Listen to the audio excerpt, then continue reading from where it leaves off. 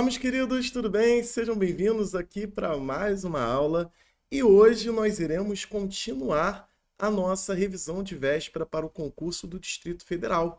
Isso mesmo, nós estamos na nossa parte 2 da nossa revisão. E espero que vocês tenham chegado aqui após ter assistido a parte 1, claro. E o que você tem que ter visto, deve ter visto, e se não viu, tem que ver na nossa parte 1.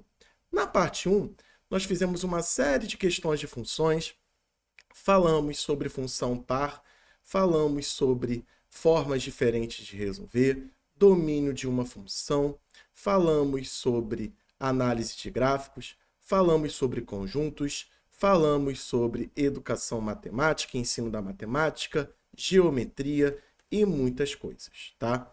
Então, isso tudo aqui nós resolvemos e falamos na nossa última live. E ficamos aqui nesse item bem especial, onde a gente vai dar sequência e vai falar aqui um pouquinho dos demais assuntos, porque o edital do Distrito Federal ele é muito extenso. Bom, meu nome é Lucas Gabriel, seja bem-vindo aqui para a nossa aula. É um prazer estar aqui com vocês. Antes da gente começar, vamos a alguns avisos rapidinho. Primeiro, curta esse vídeo se você gosta desses conteúdos, porque ajuda demais na divulgação. Se você não é inscrito aqui no canal, se inscreve, porque ajuda bastante, cara. Nós chegamos a 3.000 inscritos, cara. Isso é muito bacana. Então, se você gosta aí desse conteúdo, gosta das lives que são feitas, não custa nada você se inscrever para ajudar. E nós estamos também com o nosso curso Matemática Superior. Essas lives, elas são todas patrocinadas pelo nosso querido curso de Matemática para Professores. Se você está se preparando para concursos e deseja aulas direto ao ponto, com materiais, listas e ainda o suporte do seu querido professor, clica aqui na descrição que você tem 2 links. Um link para você falar diretamente comigo e tirar suas dúvidas, e um outro para você adquirir diretamente o curso e aproveitar todas as vantagens que ele tem. Viu? Foi rapidinho. Vamos começar então a nossa aula. Segue a vinheta que essa aula vai ser incrível. Anota tudo, todas as dicas, porque elas são muito boas. Separa papel e caneta, hein? Vamos começar. Segue a vinheta.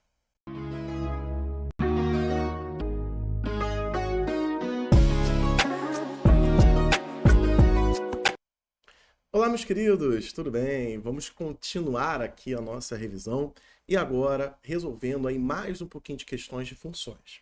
Dessa vez, iremos resolver aqui função exponencial na nossa revisão de véspera. Bom, ele coloca aqui, ó, sendo A e B números reais não nulos, de modo que a função seja decrescente, então necessariamente o produto de A por B é um número negativo. Então, para minha função ser decrescente, o produto tem que dar um número negativo. Bom, vamos analisar aqui, e para a nossa questão, eu acho que o mais indicado é supor valores, para a gente entender o que acontece com a nossa função ao trabalhar com um produto negativo. Bom, para o produto de A por B ser um número negativo, eu tenho 2 casos a considerar. Um primeiro caso, que é o meu A, por exemplo, ser um número positivo e o meu B ser um número negativo. E depois a gente troca e analisa ao contrário. Para esse primeiro caso, nós vamos ter uma função, ó, substituindo aqui os valores, com A igual a 1 e B igual a menos 1, eu vou ter E elevado a menos x menos 2. Esse menos 2 aqui ele não vai influenciar se a função é crescente ou decrescente. A única coisa que ele vai fazer é deslocar o gráfico 2 unidades para baixo, mas isso não vai mudar se ele é crescente ou não.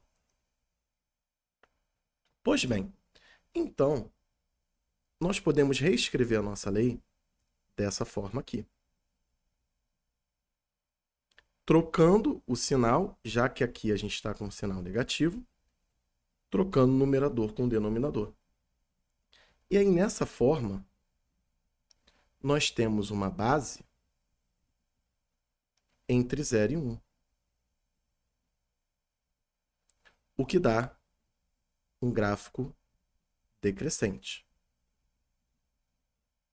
O que nós conseguimos analisar com isso então? Vamos conversar um pouco. Se o meu A é positivo, eu estou multiplicando a minha potência, ok? Por um número positivo, beleza, tranquilo. Agora, se o meu B é negativo, o meu E, o meu número de Euler, que é 2 ponto alguma coisa, ele inverte. E ele fica invertido, então se torna um número entre 0 e 1. E aí as funções exponenciais que possuem base entre 0 e 1 são funções decrescentes. Então, para esse primeiro caso, do A positivo e do B negativo, onde a gente tem um produto negativo, nós temos uma função decrescente. Vamos ver agora o segundo caso. O segundo caso,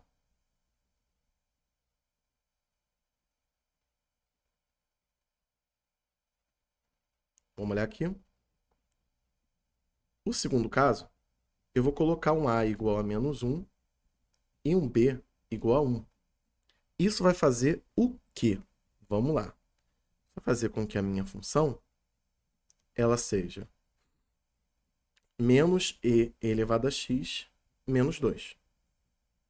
E aí que está o grande pulo do gato. Assim é a função e elevado a x. Se a gente for considerar, claro, né, o nosso plano, tudo mais. Agora, quando eu faço menos e elevado a x, eu faço uma simetria com ela, um espelho dela com o meu eixo x. E aí o meu gráfico ele fica decrescente também.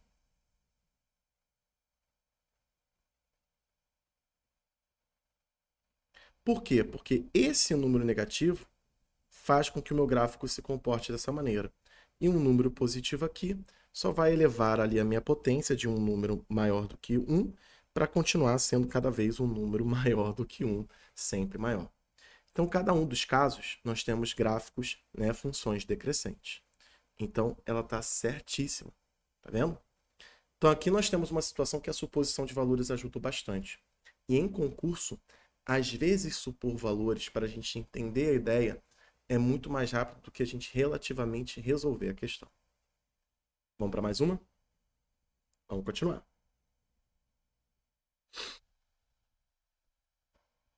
Aqui, ó.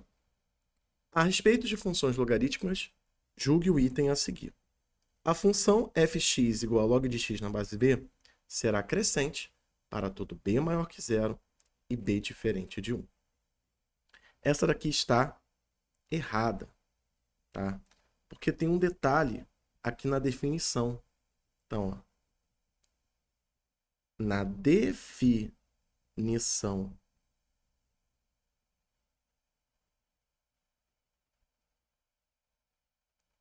de funções logarítmicas, o que nós temos? Ela será crescente se a base for um número maior do que 1 e será decrescente se a minha base for um número entre 0 e 1. Então, não é para todo b maior que 0, é para todo b maior do que 1. Então, teve aqui, ó, um erro na definição. E, gente, vou falar uma coisa para vocês. Vocês resolvendo 20, 30, 40, 50, 60 questões e você se deparando com isso, é muito fácil você marcar certo, cara. Você passar desapercebido. Então, muita atenção na hora que você estiver resolvendo questões do seu concurso, tá? O nosso gabarito é errado. E aí, finalizamos aqui essa alternativa. É o tipo da questão para a gente ganhar tempo. Muito bom. Vamos continuar. Aqui, ó, mais uma. A respeito de funções logarítmicas, julgue o item a seguir. O domínio de f de x igual a ln x ao quadrado menos 3x, representado por df, será o conjunto df igual x pertence aos reais, tal que x é menor que zero ou x é maior do que 3. Bom, Para eu calcular o domínio, eu tenho que utilizar a definição de log. Então, o que nós temos na nossa definição de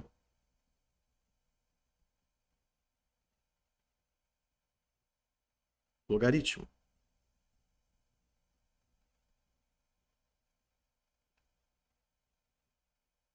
Log de A na base B.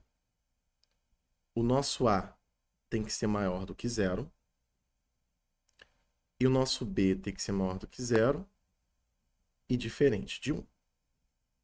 Essas são as nossas definições. O logaritmando tem que ser maior do que zero e a nossa base maior do que zero e diferente de 1. Por isso que dá um pouco de confusão com esse item, porque ele usou o conceito da definição de logaritmo confundindo aqui com o conceito de função crescente. Tá? E por isso que deu um pouquinho de confusão. Mas aqui a gente já está diferenciando. Bom, a nossa base é um número de Euler. Ele já é maior do que zero por definição. Então, o que nós temos que fazer é calcular x ao quadrado menos 3x maior do que zero e resolver a nossa inequação. E aí, nós vamos ter uma inequação do segundo grau. Como que a gente resolve inequações do segundo grau? Primeiro passo, nós encontramos as raízes. Depois nós fazemos uma pequena análise do gráfico. Não precisa do eixo y, só uma análise ali contendo as raízes, respeitando a concavidade para cima ou para baixo. E depois disso, a gente faz um estudo do sinal, visto aí o que ele quer. Ele quer que ela seja maior do que zero, então eu analiso ali o meu gráfico, a sua concavidade, e vejo quais são os intervalos que ela obedece isso. Então vamos lá. Vamos então aqui, ó, resolvendo a nossa inequação.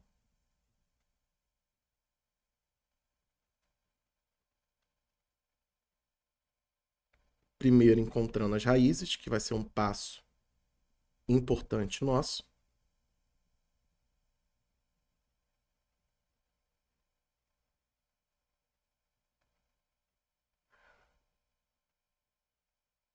Aqui uma equação do segundo grau incompleta.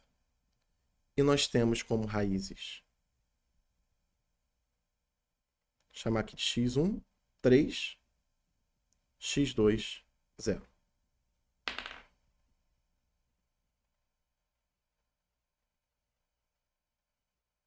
Agora aqui uma análise do gráfico.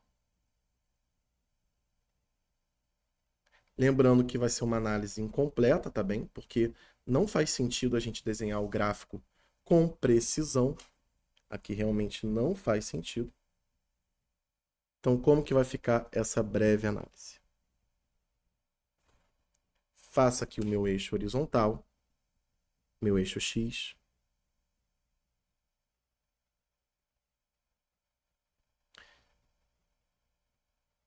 Ele vai ter aqui, ó, uma concavidade para cima.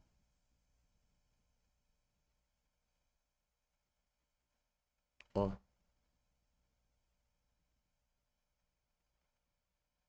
Concavidade para cima. Essas daqui são as nossas raízes. Vai ser bolinha aberta, porque nós não estamos considerando, ó, isso aqui indica que é bola aberta, porque é só maior. Esse é o 0, esse é o 3.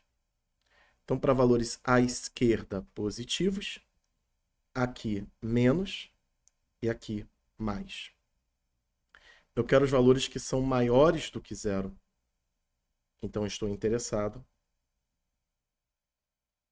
nesse intervalo aqui. Os valores entre 0 e 3 não me satisfazem.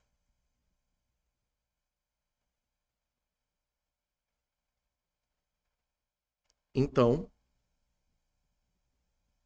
o domínio da nossa função vai ser x pertencente aos reais, tal que x é menor do que 0 ou x é maior do que 3. E aí, bate? Bate, x menor que 0, x maior do que 3. Então está certíssima. E aqui, análise do gráfico para a gente dar aquela analisada. Muito bom. Perceba que o que pode acontecer é a gente ter situações de interdisciplinaridade. Às vezes uma questão de logaritmo vai precisar de inequação. Às vezes uma questão de conceito de função vai precisar recorrer a outros tópicos. Tá tudo bem, tá? Tá tudo bem. Tudo caminha na normalidade. Vamos continuar. Nós temos mais questões. Essa daqui é uma questão muito boa. A gente vai entrar aqui novamente no campo das geometrias. Acerca dos 3 retângulos acima, que na verdade está ao lado, em que os comprimentos dos lados estão em centímetros, julgue os itens que se seguem. Se um retângulo de área igual a 32 centímetros for semelhante ao retângulo da figura 1, então o seu perímetro será igual a 20 centímetros. Se é, tá de intruso aí. Tá bom. Então a gente vai analisar um retângulo semelhante a esse, mas com área igual a 32. Vamos aqui para uma ilustração.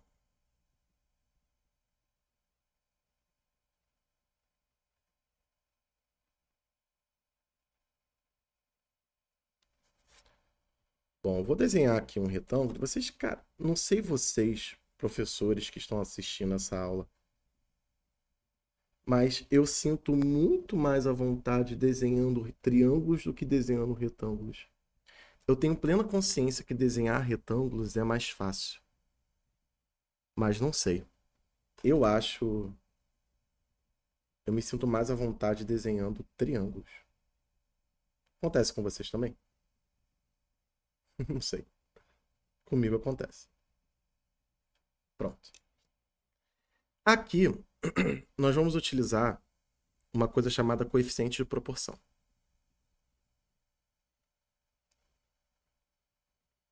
Nós vamos falar que o coeficiente de proporção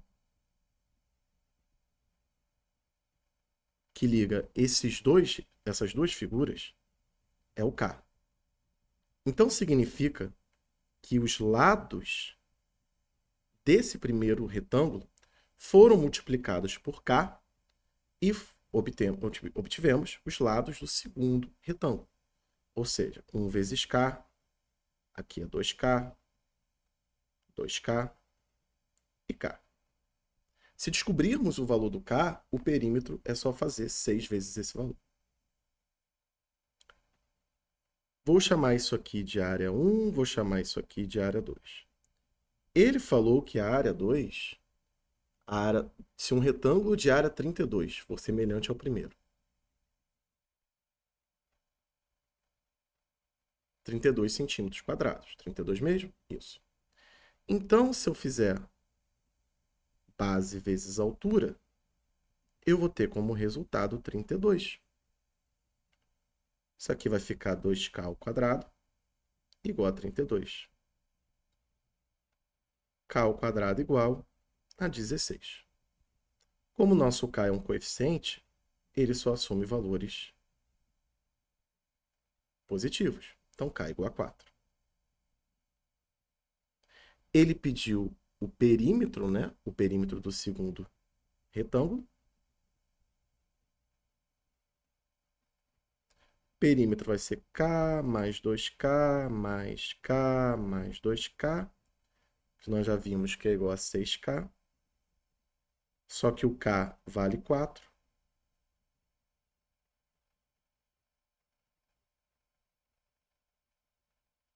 24 centímetros.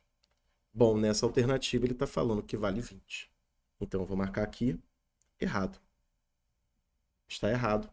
O perímetro vale 24. Professor, tem alguma outra maneira de fazer sem usar o coeficiente de proporção? Não recomendo. Eu acho essa forma mais fácil, né? Uma outra seria você calcular a área do primeiro triângulo, do primeiro retângulo, e fazer uma comparação com o K ao quadrado, mas você tem que usar o coeficiente de qualquer maneira.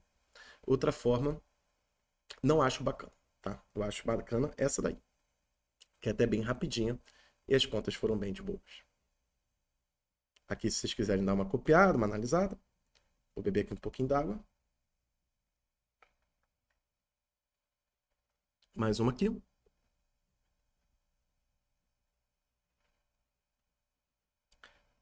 E vamos continuar.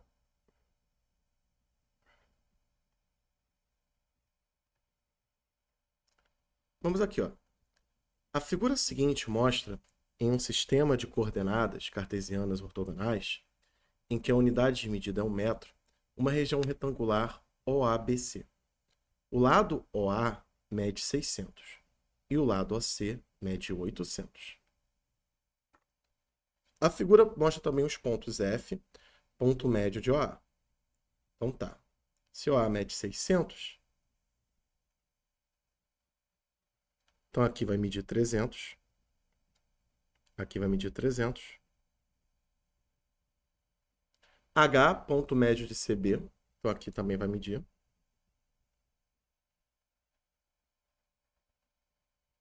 Os pontos O, A, B, C. Desculpa, eu pulei o texto, perdão. G é o centro do retângulo, D é o ponto médio de FG e E é o ponto médio de GH. Então aqui ele está dividindo em partes iguais, não é? Ele fala que é 800. Então cada partezinha dessa daqui tem que valer 200. Vou usar a régua, facilitar um pouquinho a minha vida.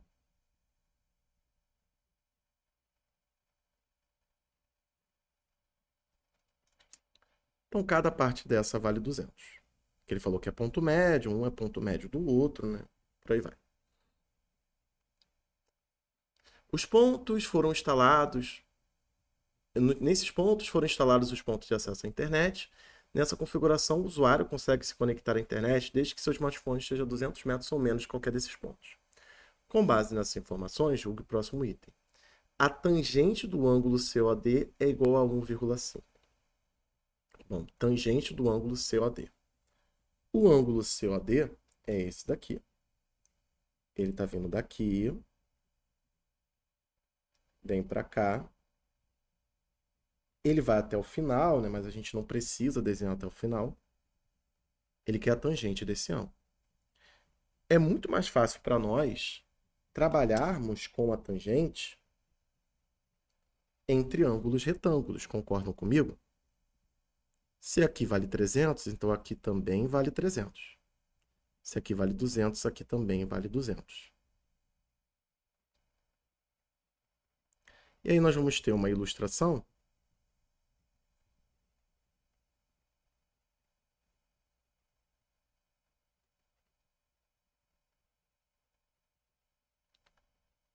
que é o seguinte. É 300 e 200.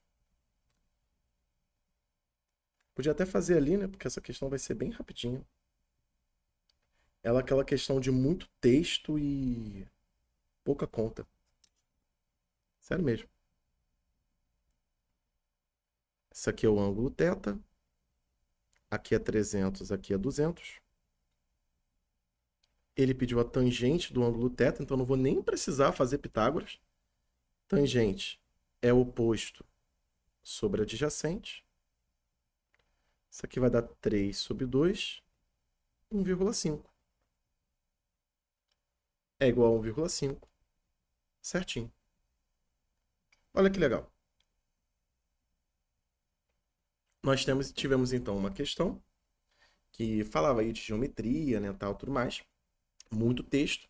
Mas quando a gente foi colocando os dados e montando um triângulo retângulo, ficou bem rapidinho de resolver. Bom, gente, esse bloco vai ficando por aqui. A gente está colocando bloco de 20 a 30 minutos. Já batemos aqui o tempo. Espero de coração que vocês tenham gostado. Até a próxima. Valeu!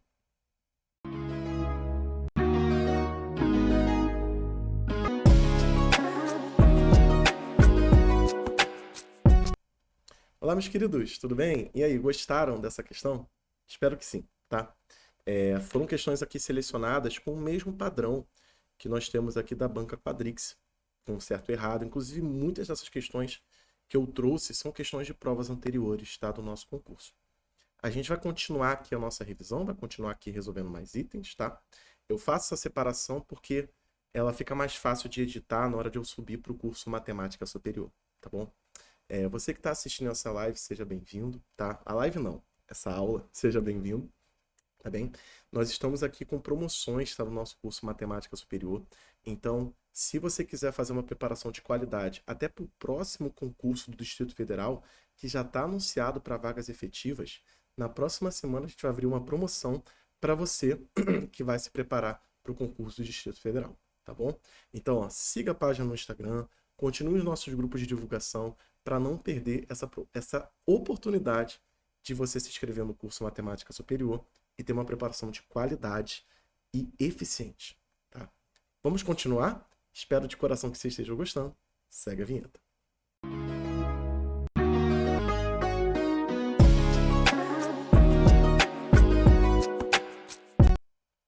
Olá, meus queridos, tudo bem? Vamos continuar aqui a nossa revisão com mais questões de geometria. Vamos lá. Na figura precedente, tem-se o diagrama da icônica figura da Rosa dos Ventos no centro da Praça Barão de Rio Branco, em Recife, também conhecida como Praça do Marco Zero. Nessa figura, observa-se 8 círculos concêntricos denotados pela ordem de tamanho, C1, C2 até C8, com os raios R1, R2, R8. A tabela a seguir apresenta os valores de 4 desses 8 raios. Então, temos R1, R2, R4 e R8. Além disso, observa-se que do centro desse diagrama saem 8 eixos numerados que dividem a figura em 8 regiões com as mesmas medidas. Com base nessas informações, julgue o item. Assumindo-se que a área entre os círculos C4 e C6 seja igual a 63 π metros quadrados, é correto concluir que o raio 6 do círculo C6 é inferior a 14 metros. Muito bem. Vamos fazer aqui uma ilustração. E essa ilustração não terei recursos.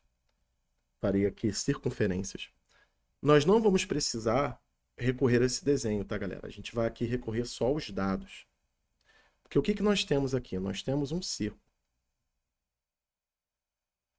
que nós vamos denotar pelo C4. E nós temos o outro, que vai ser o C6. Tudo bem? E a área que ele está buscando é essa área daqui. É a área que ele está buscando, não, perdão, a área que ele deu como informação. Peço desculpas. Isso aqui nós chamamos na geometria de coroa circular. Como que vai ser a área dessa coroa? Vai ser π r ao quadrado menos π r ao quadrado. Onde daqui para cá é r, daqui para cá é o r. Porém, nós sabemos que C4 é menor do que C6. Então, isso aqui vai ser π r6 ao quadrado menos π r4 ao quadrado.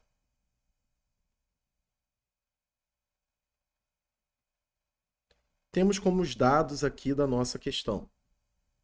Temos aqui o R4, que vale 9 metros, só confirmando aqui, isso, ó, R4 vale 9. E temos a área da coroa.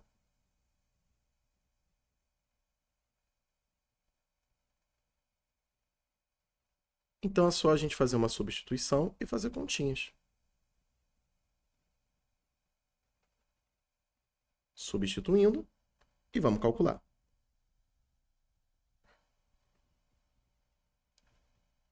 63π é igual. Eu vou inverter aqui a ordem para deixar a parte que tem as letras, né, as nossas variáveis, ali do lado esquerdo.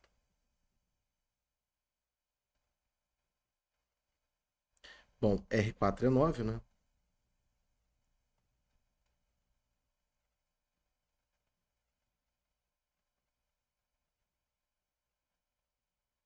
Aqui eu posso dividir tudo por π.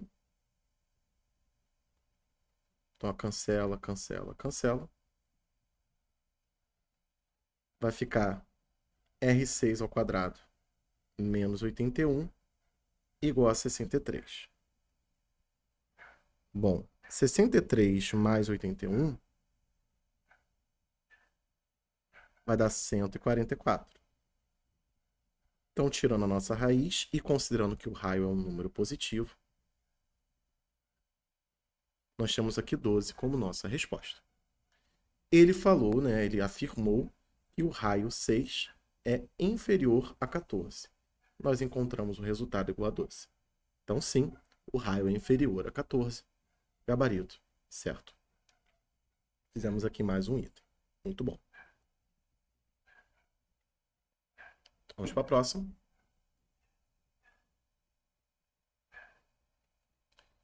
Julgue o item subsequente. Na cidade de Jurumenha existe um terreno triangular com todos os lados iguais e com a mesma medida de 20 metros cada lado. Um terreno assim, então é um triângulo equilátero e que se encontra à venda. Após negociações, Joaquim comprou 1/8 do referido terreno para fins de construção de sua casa. É correto afirmar que ele comprou uma área maior que 35 metros quadrados. Bom, não precisamos fazer a nossa ilustração, que nós já sabemos que isso aqui é um triângulo equilátero. Que ele falou que todos os lados iguais e de medida 20 metros.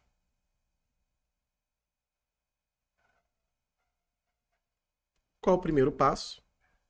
Vou calcular a área desse triângulo equilátero, depois calcular 1/8 dele, e assim resolver o nosso item. A área de um triângulo equilátero ela é definida por L ao quadrado, raiz de 3 sobre 4. Ao passo que, substituindo o valor de L por 20, vai ficar 20 ao quadrado vezes raiz de 3 sobre 4. 400 raiz de 3 sobre 4. Nossa área é igual a 100 raiz de 3.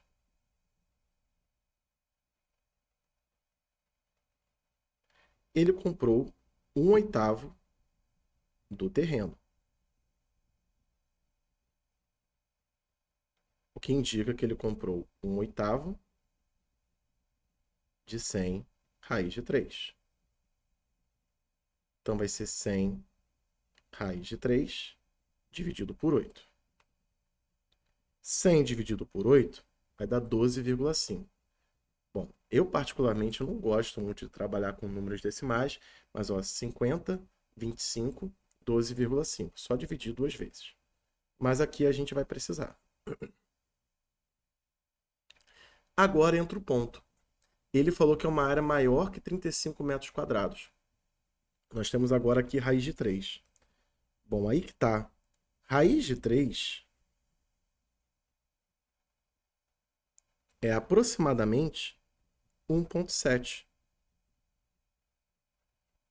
Então, eu vou precisar fazer essa substituição e fazer 12,5 vezes 1,7. O resultado exato, né, a partir daqui é a aproximação, mas o resultado da aproximação é 21,25. O que nos dá maior que 35 metros quadrados? Não, está errado. Agora, fica aqui uma dica para você não precisar multiplicar por raiz de 3. Se você sabe que raiz de 3 é um número entre 2 e 1, você sabe que 12,5 raiz de 3 vai ser um número entre 25 e 12,5. Então, com certeza, ele vai ser menor que 35. Então, não precisava ter feito essa multiplicação aqui para chegar no valor exato. Se você faz aqui uma comparação, você já chega. Essa estratégia de fazer a comparação, ela é mais válida quando você tem valores que são muito discrepantes. No caso ali, 35 metros quadrados é muito discrepante do resultado ali efetivo. Agora, se ele tivesse colocado, por exemplo, 22, 21 maior que 21, aí já teria que fazer a conta, tá? Porque seriam valores muito próximos. Vamos continuar? Vamos mais uma. Agora nós vamos entrar numa parte aqui de história da matemática. Bom, a seguinte proposição do livro dos elementos de Euclides afirma o seguinte: se um segmento de reta for cortado aleatoriamente em duas partes, então a área do quadrado do todo é igual à área dos quadrados das partes e 2 vezes a área do retângulo contido pelas partes. Em linguagem moderna, essa proposição descreve a solução de uma equação da forma ax² mais bx mais c. Vamos entender essa proposição que ele colocou aqui. Ele está falando que se eu tiver um segmento de reta que for cortado em duas partes. Então, ele tem aqui o segmento. Vou falar que essa parte vale A, essa parte vale B. Se um segmento de reta for cortado aleatoriamente em duas partes, então a área do quadrado do todo. Então, o todo vai ser composto por A mais B. Visto que a área desse quadrado, composto pelo todo, vai ser A mais B ao quadrado. Vai ser igual à área dos quadrados das partes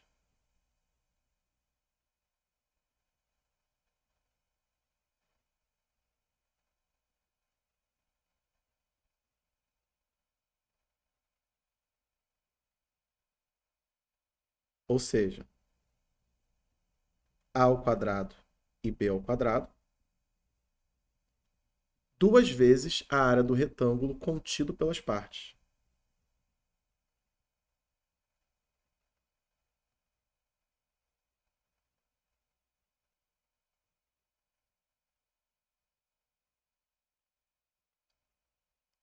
No caso, 2 vezes.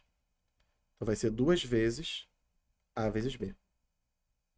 Então, isso daqui é igual à soma desses dois? A proposição dele está falando isso. Ó.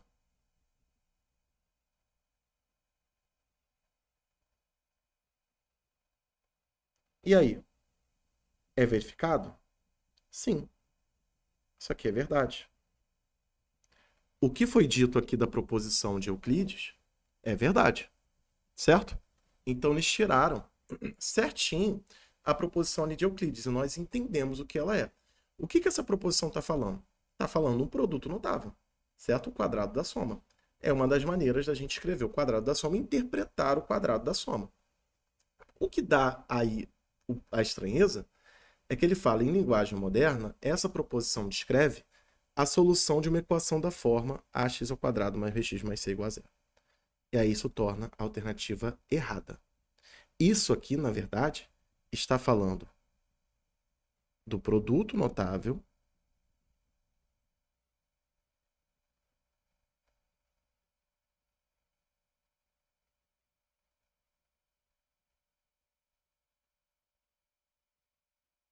quadrado da soma.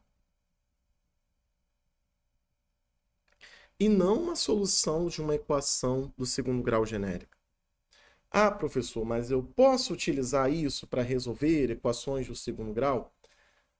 Pode, cara, mas não necessariamente você vai conseguir resolver toda equação do segundo grau pelo quadrado da soma. Não vai. Entende?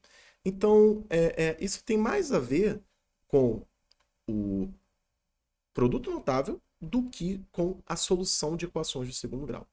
Por isso que ela está errada. Tá bom? Vamos continuar. Bonitinho, né? Se você está vendo essa aula pela primeira vez, ó, vale muito a pena a leitura, né, de trechos do livro Fundamentos de Euclides. Tá? Ele é um livro muito bom. Vamos aqui, ó. Julgue o item subsequente. Uma das propriedades mais importantes das equações e inequações é que somar e subtrair um número em ambos os lados não altera a igualdade ou o sentido da desigualdade. É necessário ensinar aos alunos a existência dessa propriedade, não somente o ensino cultural do popularmente conhecido passar para o outro lado com sinal trocado. Bom, isso aqui está certo, tá? Visto que quando a gente trabalha ali com o ensino, com a história da matemática, ali na parte das tendências pedagógicas, você ensinar a origem e também o porquê das coisas é um papel fundamental. Tudo bem, na prática, nós passamos para um outro lado com o sinal trocado, mas o aluno ele tem que entender o que é esse processo, tá? A transposição de termos. Essa transposição ela ocorre por causa do processo de somar e subtrair, multiplicar ou dividir elementos, tomando cuidado ali com as inequações. Se o aluno não tiver isso bem definido, ele vai ter muita dificuldade de entender do porquê que de passar o -2 dividindo numa inequação troca o sentido dela. Porque na real você está dividindo por 2, por -2, multiplicando por -1, qualquer que seja o argumento que você queira utilizar. E aí nesse processo você acaba, né, tendo muita dificuldade para o aluno entender que o negativo troca o sentido da inequação. Porque ele está acostumado a passar para o outro lado, e aí mas a ideia é multiplicar.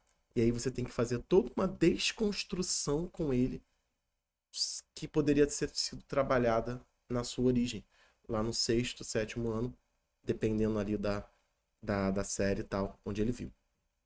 Tudo bem? Então, tá certo. Tem que ser trabalhado isso aí com calma e do jeito correto. Vamos continuar. Mais uma. Em relação às competências e habilidades propostas pela Base Nacional Comum Curricular, para a disciplina de matemática no ensino fundamental e no médio, julgue o item. A unidade temática álgebra, então estamos falando de quê? Estamos falando de álgebra. Tem como finalidade desenvolver o pensamento algébrico, ok, o que implica o conhecimento de maneiras de quantificar atributos e interpretar argumentos com base em quantidade. Olha, até aqui, ok. A partir daqui, minha carinha estranha. Isso aqui está errado, tá? O pensamento algébrico não tem a ver com quantificar atributos e base em quantidades. Isso aqui é a unidade temática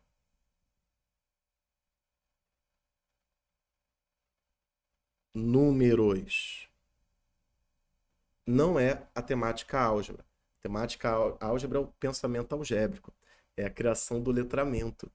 São as equações. É você pegar problemas e trazer ali para a linguagem algébrica. Não tem a ver com quantificar quantidades. Quantidades é o conhecimento, a unidade temática, números. Tudo bem? Vale a pena você, professor, fazer uma breve revisão antes do seu concurso das unidades temáticas da BNCC e um pouquinho do que elas falam, tá? As unidades temáticas de probabilidade estatística, álgebra, geometria, números e por aí vai. Vale muito a pena você dar uma olhada nelas, tá? Porque isso aí pode fazer uma confusão na hora do seu concurso. Vamos continuar.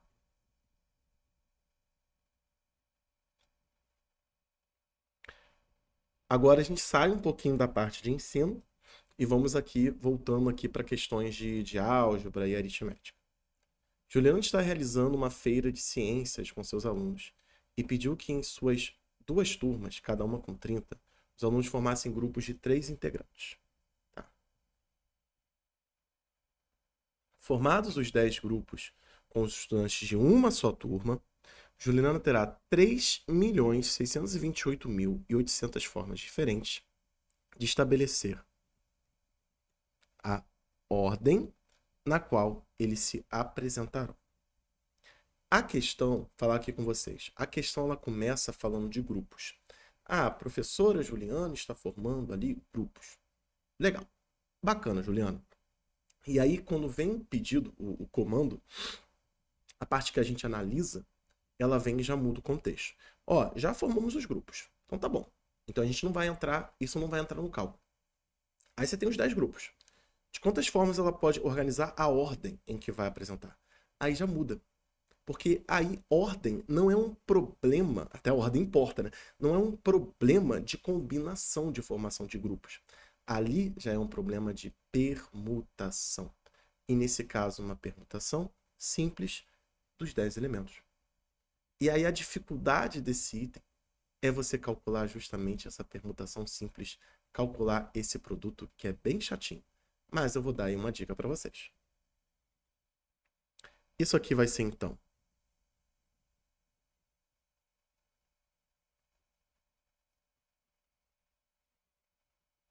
uma permutação simples.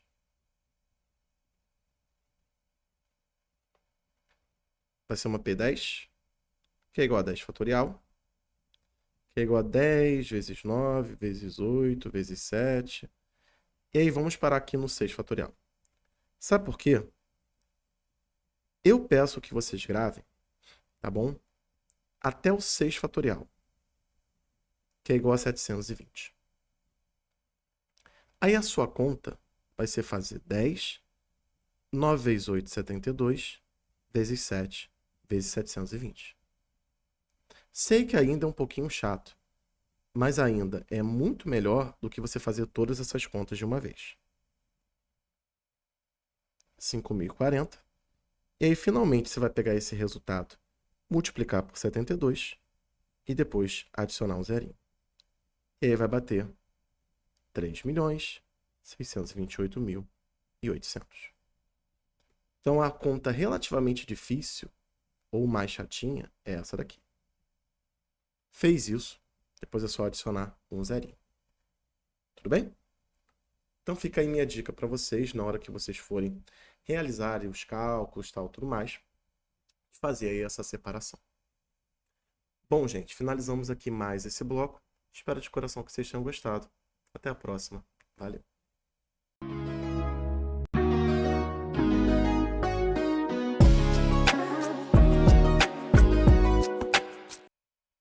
Olá, meus queridos, tudo bem?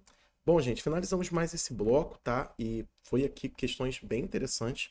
Falamos um pouquinho mais de ensino da matemática. E agora a gente está se aproximando para o nosso último bloco da nossa revisão. Se a gente for somar as duas partes, foram um pouco mais aí de 3 horas, né, de revisão da parte específica de matemática para o Distrito Federal. Porém, o curso Matemática Superior, a gente teve aulas durante semanas, fora aquilo, a trilha de estudos e toda a parte de materiais e listas. Se você está se preparando para concurso, não deixe de se inscrever no Matemática Superior, porque ele está totalmente alinhado com o Distrito Federal. E você tem que se preparar, não para esse processo seletivo, como também para o efetivos. Não perca tempo e aproveita e se inscreva no curso Matemática Superior, tá? Entre em contato e aproveite o desconto, tá? Vai ser um desconto incrível para você fazer a sua preparação com qualidade, com tempo de sobra, com todos os acessos e pagando um preço que cabe no seu bolso. Bom, vamos aqui para o nosso último bloco. Espero de coração que vocês estejam gostando. Vamos lá, segue a vinheta.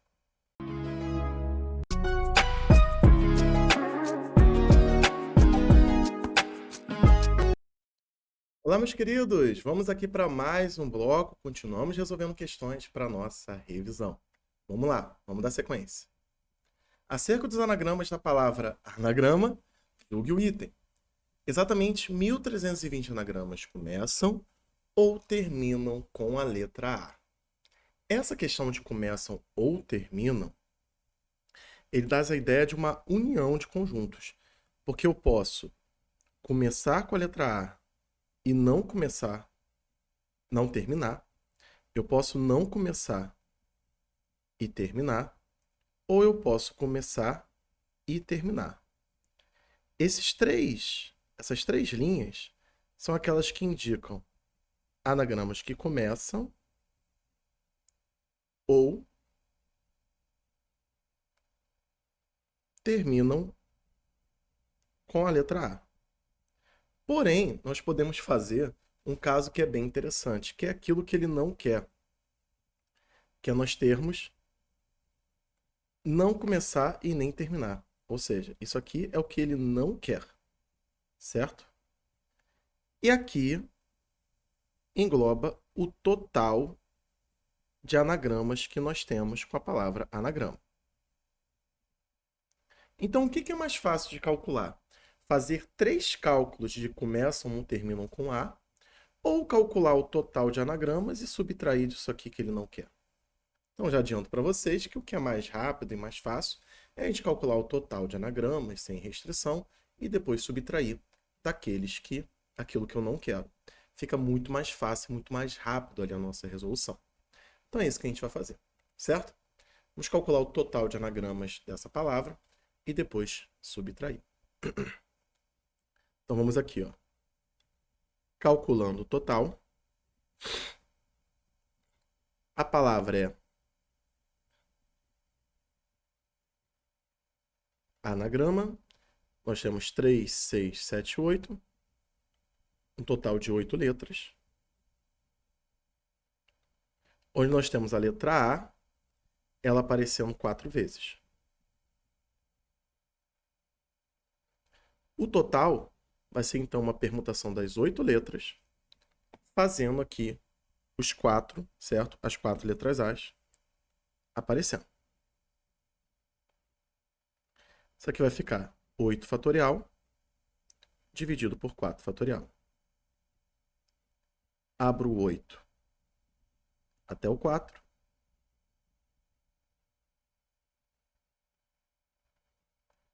Faço um cancelamento. 7 vezes 8, 56. 6 vezes 5, 30. 56 vezes 30 vai dar 1.680 anagramas. Agora eu vou calcular aqueles que não começam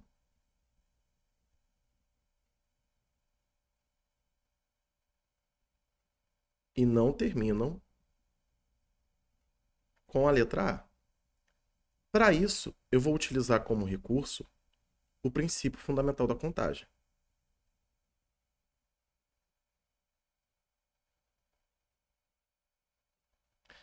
Aqui nós temos anagrama. Aqui eu vou colocar uma outra letra. Aqui eu vou colocar também uma outra letra. E aqui eu vou permutar as demais. Da palavra anagrama, aquelas que não são letras A são justamente essas 4. O que vai nos dar 4 possibilidades para essa outra letra, 3 possibilidades para outra etapa. Como nós gastamos 2 dessas letras, sobraram 6 para a gente permutar. E dessas 6, 4 são letras A. Então a nossa conta vai ser 4 vezes 3, vezes a permutação das demais, com as letras A permutando entre si. Vamos fazer aqui a nossa conta.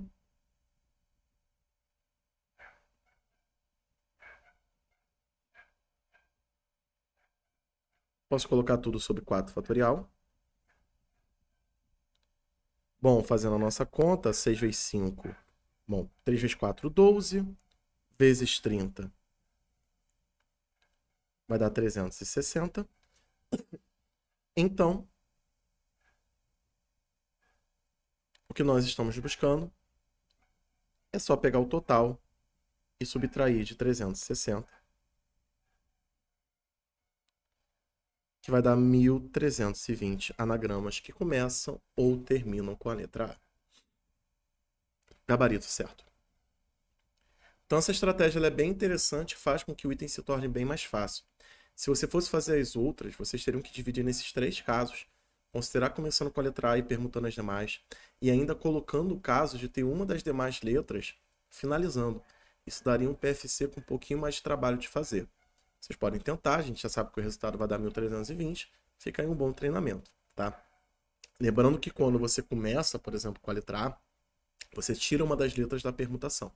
Então você tem que começar pelas etapas com maior restrição, fixar ali uma letra A, jogar ali as demais, que são 4, e aí fazer a permutação das 6 com 3 repetições que uma das letras A está fixa. Seria mais ou menos assim. Vamos continuar. Agora que mais um textão, vamos aqui para a nossa leitura Mais uma questão aqui da revisão de véspera. Para realizar uma tarefa escolar de aprendizagem, o professor de ensino médio dividirá a sua turma de 7 alunos em 3 partes, da seguinte forma: 2 grupos serão formados por 3 alunos cada, e um aluno ficará sozinho. A tarefa será a mesma para cada estudante. O sentido dos grupos é apenas a colaboração mútua, exceto para o aluno que ficará sozinho. Para tal divisão, a escolha dos estudantes será ao acaso, e estes podem ser indicados por A, B, C, D, E, F, G. Tendo como referência as informações, julgue o item. Para a formação de apenas um grupo de 3 alunos, existem 7 vezes 6 vezes 5 possibilidades de agrupamento. Bom, essa alternativa está errada, porque quando nós estamos querendo formar grupos, grupo é um problema na análise combinatória de combinação. E nesse caso aqui, é uma combinação simples. E o que nós temos aqui é um PFC. Então, o método certo seria fazer a combinação dos 7 agrupados 3 em 3. 7 menos 3, 4. 7, 6, 5, 4. Abre até o 4 fatorial. Vezes 2 vezes 1. Então, o certo é fazer 7 vezes 6 vezes 5, dividido aí por 3 fatorial. Né? 3 vezes 2 vezes 1. Esse é o certo. O que ele colocou aqui é um PFC. E o PFC, ele desconsidera as trocas de posições. Por isso que essa alternativa está errada. Vamos para a próxima. Felipe vai investir em um plano de aposentadoria por 12 meses. E começou com R$ 500 no primeiro mês, aumentando o valor dos depósitos em R$ 100 a cada mês em relação ao mês anterior. Então, nós já podemos verificar aqui que nós temos um problema de progressão, que está aumentando de 100 em 100, uma progressão aritmética. A gente tem aí o primeiro termo e nós temos uma razão igual a 100. Se Felipe mantiver esse padrão de aumento por mais um mês, o 13º, o valor do último depósito será de R$ 1.800. Bom, vamos aqui. Nós temos uma questão de progressão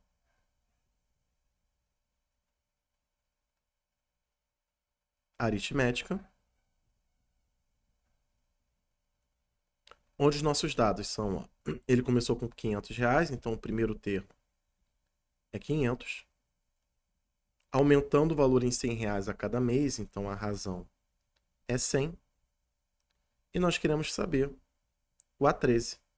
Ele não quer o somatório, ele quer o valor do último depósito. Utilizando o termo geral, A13 é igual a 1 mais 12 razões. Vai ser 500 mais 12 vezes 100. 500 mais 1.200, resultado, R$ 1.700. Ele falou que ia ser 1.800, isso aqui está errado.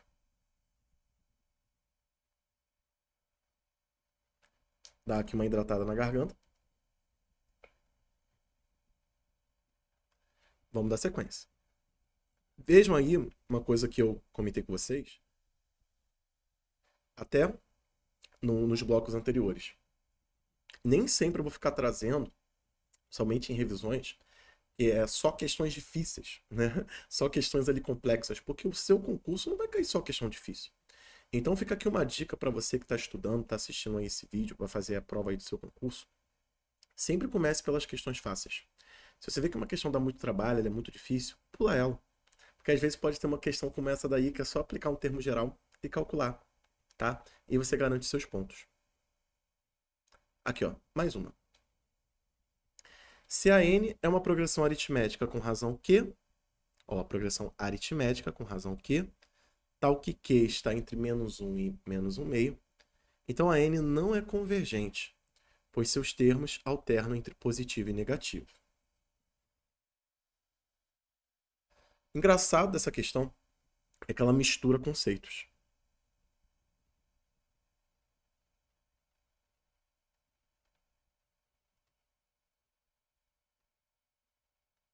E aí isso causa um pouco de confusão. Mas o segredo dessa questão é você considerar que ela é uma PA. Se ela é uma PA, então ela vai ter um primeiro termo. Vamos analisar, ó. Ela vai ter um A1. Isso aqui está indicando que a nossa razão é negativa. Nosso Q, nossa razão é negativa. Então significa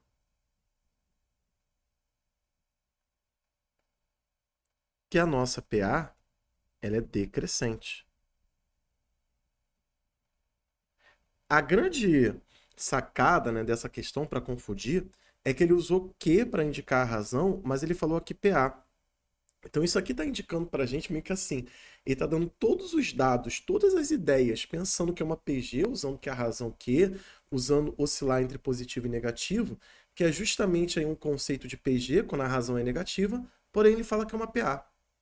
Então isso aqui é errado, tá? Porque não necessariamente ela vai alternar entre positivo e negativo. Eu vou ter uma razão, um primeiro termo, por exemplo, negativo, e vou continuar indo para o negativo.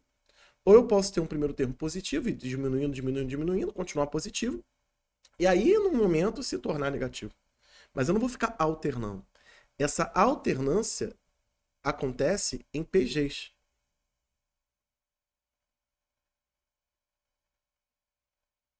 A alternância acontece nas PGs, tá? Quando a razão ela é menor que zero, nós temos uma PG oscilante. Mas não acontece nas PAs. Muito bom. Vamos continuar. Agora aqui uma questãozinha de geometria espacial. Vamos para a leitura. Jean é apaixonado por Paris. Por isso está projetando uma pirâmide semelhante ao Museu do Louvre. A pirâmide de Jean terá base quadrada com 10 metros de lado e uma altura de 15 metros. A excentricidade de Jean está voltada para todas as áreas do conhecimento. Por isso, ele quis saber qual era o volume. Após fazer seus cálculos, Jean descobriu que seriam necessários 500 mil litros de água. Bom, aqui a gente vai precisar, além de calcular o volume da pirâmide, fazer uma conversão. Então vamos aqui escrever as relações que vão ser necessárias para calcular esse volume e fazer a conversão de uma forma mais rápida. Para começar,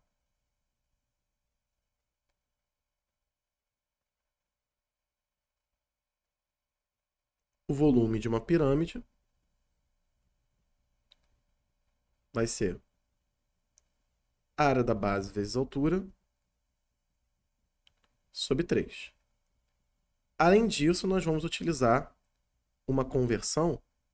Eu tenho certeza que você sabe a conversão, né? Que é 1 decímetro cúbico igual a 1 litro. Só que não vai ser essa que nós vamos utilizar.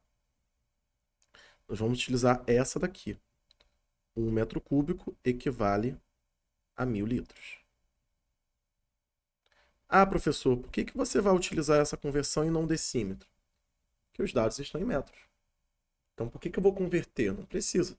Só calcular o volume e depois multiplicar por 1000. A base é um quadrado. Então vai ser 10 vezes 10.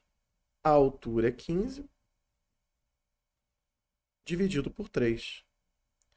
10 vezes 10, 100. 15 dividido por 3 é 5. Isso aqui vai dar 500 metros cúbicos. Partindo daqui, 500 metros cúbicos é igual a 500 mil litros. Ele coloca exatamente isso. Alternativa, certo. Muito bom. Vamos para a próxima. Uma torre possui uma cabine de observação em formato de esfera. Sabendo que essa esfera possui um volume de 36 π metros cúbicos, quanto que vale o raio dela? Ah, questãozinha bem interessante, né? Vamos escrever aqui o volume da esfera. Aqui a relação de volume da esfera, ela vai ser 4/3 de π r ao cubo. Então, o que nós vamos fazer aqui é uma comparação com o seu volume para descobrir o nosso raio. Então, 4π r ao cubo sobre 3 tem que ser igual a 36π. Imediatamente, nós vamos cancelar aqui π com π. 4r ao cubo vai ser 36 vezes 3. Vou dividir tudo por 4. 4 vezes 9, 36. R ao cubo vai ser igual a 27. Nosso raio, então, é igual a 3. Vai ser igual a quê? 3 metros? 3 metros. Certinho. Percebendo que eu estou deixando as melhores para o final, né? Mas é isso. A gente fez aí algumas questões, né? E como eu comentei, tem questões assim mais rápidas, questões mais complexas. Essa daqui foi uma questão bem bonitinha. Daquela que, se você sabe quanto que é, ótimo. Se você não sabe, fica aí a sua dúvida. Vamos para esse item aqui, onde a gente vai falar de geometria analítica, né? Dados pontos, julgue o item. A distância do ponto B até a reta definida pelos pontos A e C é igual a 6,72. Essa questãozinha vai dar um pouco de trabalho. Vamos aqui calcular. Né? A primeira etapa, para calcular esse item, é definirmos a reta que passa pelos pontos A, C.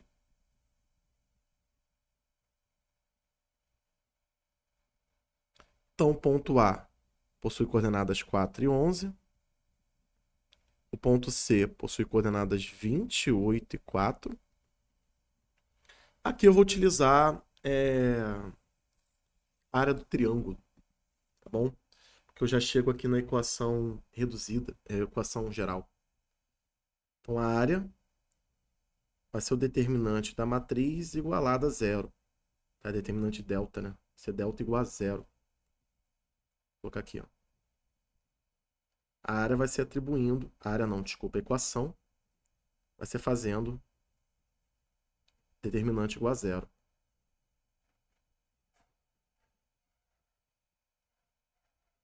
Então, vou calcular aqui o determinante, vou colocar x, y, 1, 4, 11, 1, 28, 4 e 1. Vou repetir aqui as duas primeiras colunas. E agora vamos para cálculo, né, galera? Porque geometria analítica é isso aí.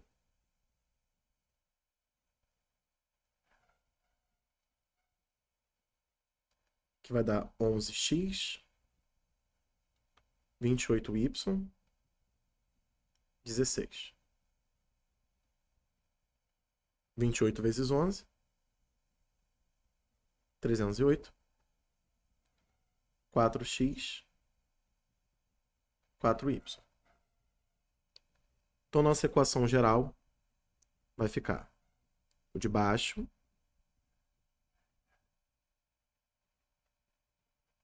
menos o de cima.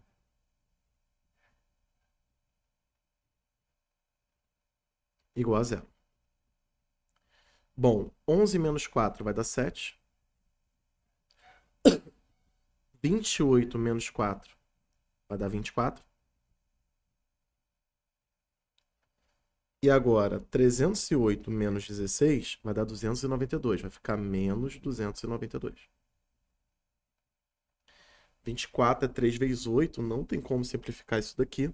A gente tem, então, essa equação geral da nossa reta. Então, nossa reta R é 7x mais 24y menos 292 igual a zero. E eu quero saber a distância dela até o ponto B. Ponto B possui coordenadas 4 e 4. Vou utilizar a equação da distância da reta R até um ponto, que é módulo de AX0, BY0, mais C, sobre A ao quadrado mais B ao quadrado raiz. Isso aqui vai dar um cadinho de conta, então já se preparem, tá? 7 vezes 4, 24 vezes 4, menos 292,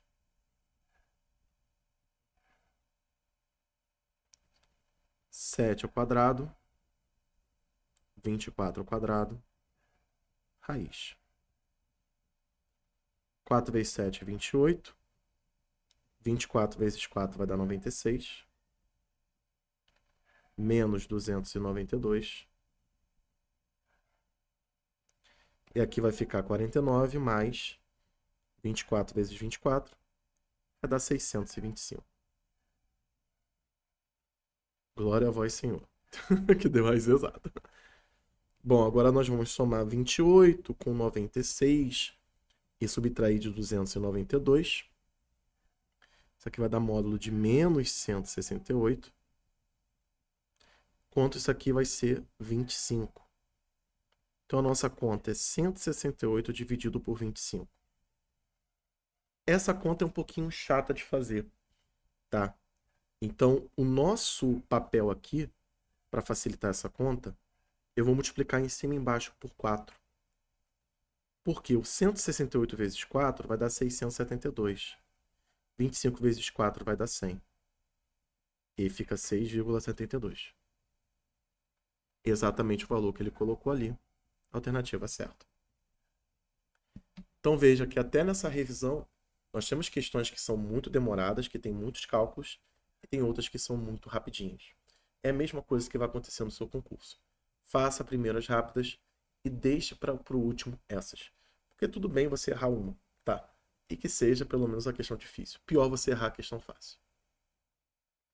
Vamos para o nosso último item da nossa revisão, tá? Vamos ver aqui, ó. São de geometria analítica também. Ó, considerando que as equações acima descrevem cônicas, julgue o item. A cônica descrita pela primeira equação, então aqui, ó. Primeira equação, intercepta a reta y igual a menos x mais 4 em exatamente um ponto. Aqui nós vamos ter que calcular a interseção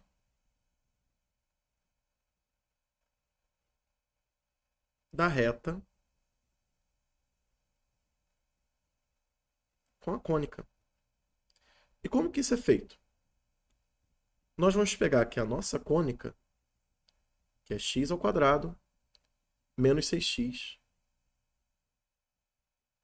mais y ao quadrado mais 2y. Que dá igual a quanto? Menos 6. E vamos fazer y igual a menos x mais 4. Vamos fazer uma substituição.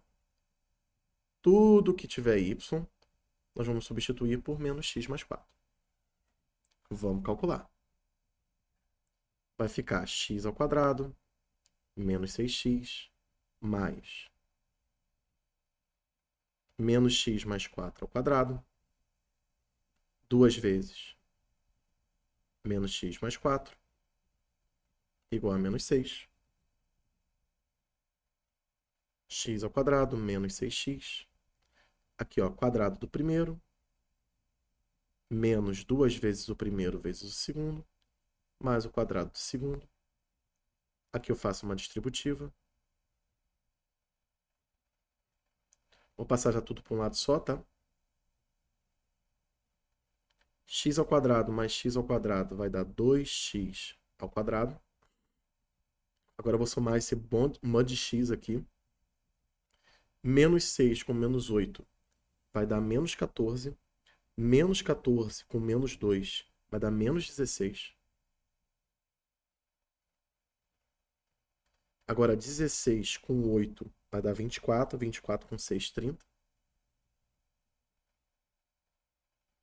Igual a zero. Dividir tudo aqui por 2.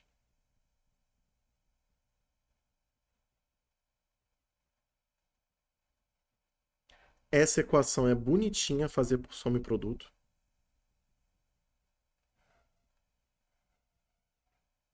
O famoso 3 vezes 5. E a gente não precisa calcular o valor de y. Por quê?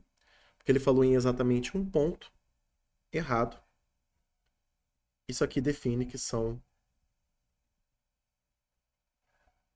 2 pontos de interseção. Não precisamos calcular o y, mas se você tiver curiosidade para calcular o y, utilize aqui para fazer a substituição, se quiser. Mas não precisa, porque nós já finalizamos aqui o nosso item. Espero de coração que vocês tenham gostado. Até a próxima. Valeu!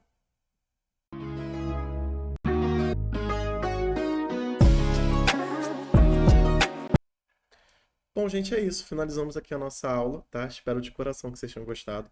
Fizemos todas as questões dos materiais. Esse material ele vai estar disponível na plataforma do curso Matemática Superior, o melhor curso de matemática para professores. E espero que você tenha gostado e que você tenha uma ótima prova para o seu concurso. Fica aqui o meu muito obrigado para você que participou e que assistiu até o final. Até a nossa próxima aula. Muito obrigado. Valeu!